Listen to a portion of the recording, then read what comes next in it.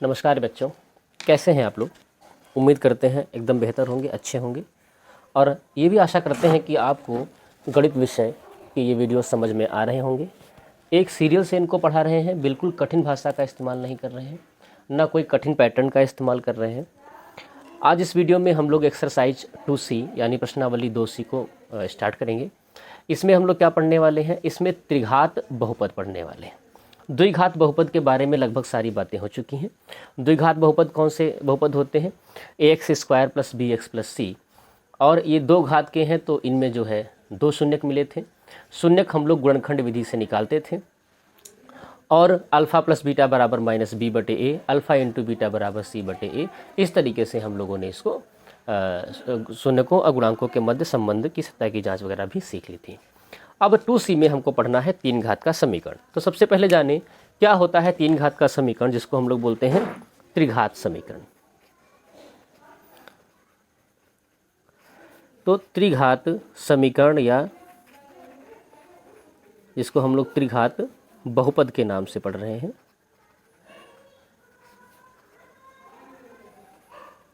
त्रिघात बहुपद जिसमें सबसे बड़ी घात 3 होगी, सबसे बड़ी घात 3 होगी, उसे ही हम क्या बोलेंगे, त्रिघात बहुपद बोलेंगे।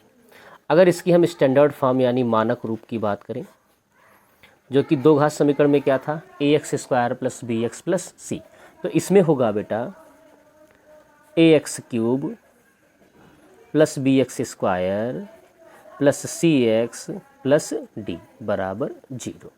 पहले तीन घात, फिर दो घात, फिर एक घात, फिर यहाँ पर शून्य घात। ये तीन घात का बहुपद है, त्रिघात बहुपद है बच्चों।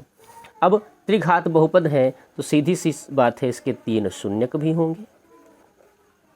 द्विघात बहुपद में दो शून्यक अल्फ़ा बीटा थे, इसमें कौन तीन शून्यक होंगे बेटा, अल्फ़ा, बीटा और गामा। अब यहीं पे हम लोग सीख लेते हैं क्या कि शून्यकों का योग क्या होगा या अन्य चीज़ें क्या होंगी। तो ध्यान से देखिए, सबसे पहली बात अल्फ़ा + बीटा + गामा, जिसको हम लोग क्या बोलते हैं, शून्यकों का योग, जो कि होता है -b/a। दूसरा क्या है, दूसरा जो होगा वो दो दो को एक साथ लेकर के, यानी अल्फ़ा बीटा, ध्यान से देखिए, फिर बीटा गामा और फिर गामा अल्फ़ा बराबर होगा c/a, बराबर होगा c/a। और तीसरा गुणनफल अल्फ़ा × बीटा × गामा बराबर -d/a। अब ये आपको कतई रटने की आवश्यकता नहीं है, ये आपको फटाफट याद करवा देते हैं अभी तरीके से, ट्रिक से। कैसे, आपको याद है अल्फ़ा + बीटा बराबर -b/a, अल्फ़ा × बीटा बराबर c/a, तो दो चीज़ तो पुरानी वाली ही रिपीट हुई। अल्फ़ा + बीटा + गामा बराबर -b/a, alpha beta beta gamma gamma alpha बराबर c/a, दो चीज़ तो पुरानी है। तीसरी याद करनी है केवल आपको, अल्फ़ा बीटा गामा बराबर -d/a, केवल इसको याद करना है। कन्फ्यूजन बच्चों को कहाँ पे होता है, -b/a इनको याद रहता है, c/a याद रहता है, d/a में कन्फ्यूज ये होते हैं कि पता नहीं कि माइनस था या प्लस था। तो इसका तरीका आपको बता रहे हैं, देखिए, माइनस प्लस माइनस, यानी पहले माइनस होगा, फिर प्लस होगा और फिर माइनस होगा, तो श्योर है कि इसमें क्या होगा, माइनस होगा। तो हमने आपको याद करने का तरीका भी अच्छे ढंग से समझा दिया। चलिए अब हम लोग इसी का यूज़ करके हमारा पहला सवाल जो है वो लग जाएगा। सबसे पहले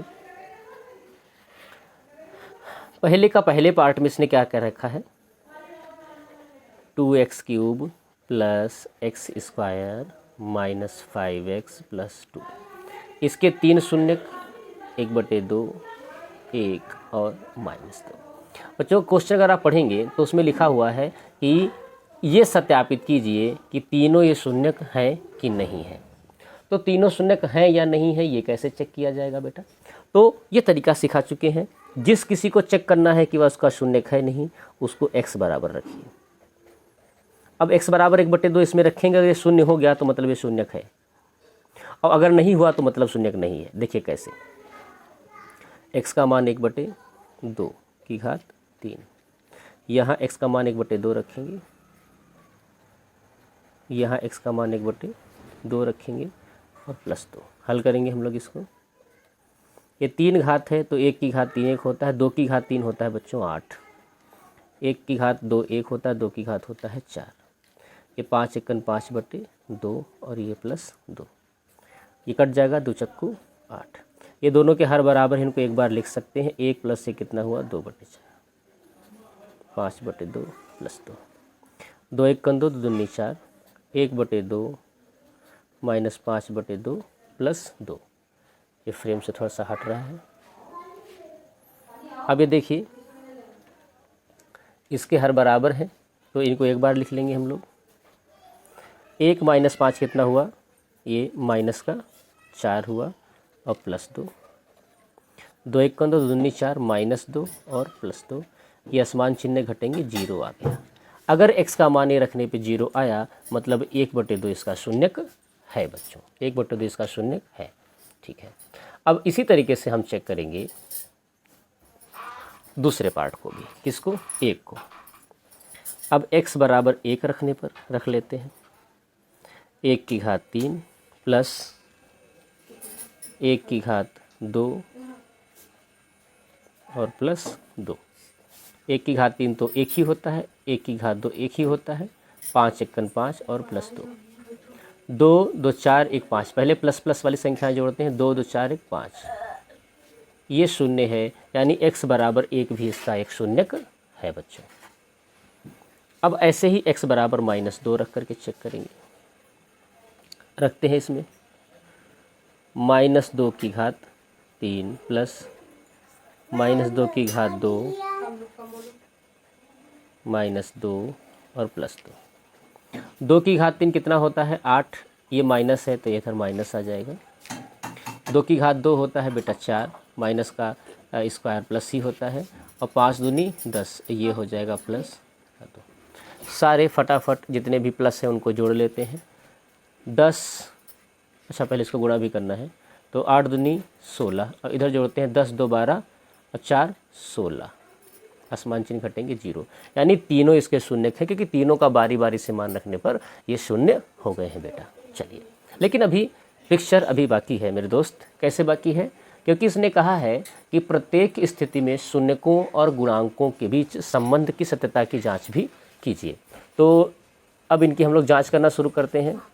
पेज को चेंज कर लेते हैं क्योंकि इस पर जांच बेटा नहीं हो पाएगी। चलिए, तो एक बात तो ये है, 3 शून्य किसके हैं, इसका मतलब अल्फ़ा बराबर 1/2, बीटा बराबर 1 और गामा बराबर -2।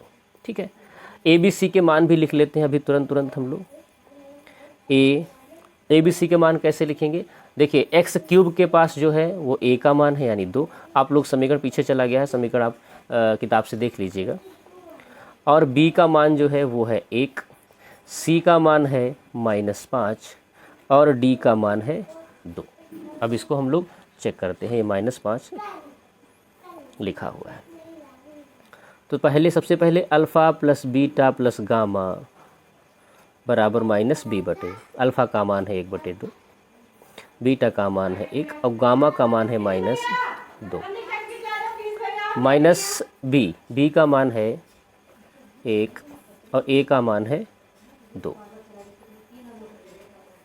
अब इसको हल करते हैं, अगर ये -1/2 आ गया तो हमारे जो संबंध की जांच जो है वो ठीक है। 1 प्लस है तो ये क्या हो जाएगा माइनस। ठीक, अब 1/2 और 1 - 2 कितना हुआ -1, 2 एकन 2, 1 - 2 कितना हुआ -1/2, ये भी -1/2 है, यानी हमारा जो संबंध जो है वो ठीक है। अब आप चाहें तो निकाल लें, अल्फ़ा बीटा गामा वाला भी आसान है, उससे निकाल लीजिए।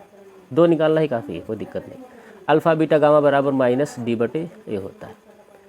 अल्फ़ा बीटा और गामा, डी का मान कितना है -5, शैतान है, ब्रैकेट बंद कर दीजिए। ए का मान है 2, 2 2 कट जाएगा यहाँ, वो बच्चा कितना -1, कितना बच्चा -1। ठीक है, और ये हो गया आपका प्लस का 5/2। ठीक है, एक यहाँ पे छोटी सी फॉल्ट हुई बेटा, ये सी का मान है -5, डी का मान है 2, तो यहाँ पर 2 होगी, तो यहाँ पर भी आ जाएगा 2 और 2 एकन यहाँ पे 2 हो जाएगा। 2 एकन यहाँ पे कितना हो जाएगा 2 हो जाएगा। 2 1 2 यहाँ पे हो जाएगा और दोनों तरफ के जो मान हैं वो हमारे क्या हो जाएंगे, बराबर हो जाएंगे। अल्फ़ा का मान 1/2 है, बीटा का मान 1 है और गामा का मान -2 है। 2 से 2 कट गया तो 1 बचा, माइनस का 1 हो गया। और ये है डी का मान 2 है तो यहाँ पर हो जाएगा ये माइनस का 1। और दोनों लेफ़्ट हैंड साइड और राइट हैंड साइड दोनों क्या हो जाएंगे, बराबर हो जाएंगे। तो ये हमारे संबंध की सत्ता की जांच जो है वो दोनों क्या है, ठीक है। गलती से डी का मान c बराबर -5 रख दिया था, जिससे थोड़ा सा कन्फ्यूजन यहाँ पर क्रिएट हुआ। तो उम्मीद है ये आपको क्वेश्चन समझ में आ गया होगा। अब इसका जो दूसरा पार्ट है वो हम लोग अगले वीडियो में करेंगे, क्योंकि वीडियो फिर लंबा हो जाएगा।